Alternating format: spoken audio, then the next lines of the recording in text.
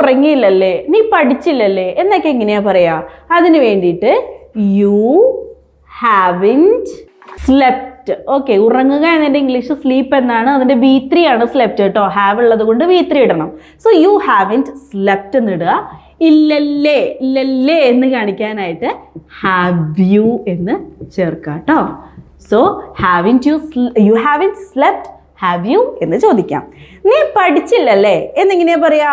ഇതുപോലെ തന്നെ U haven't studied എന്ന് പറയാം. Studied V3 studied.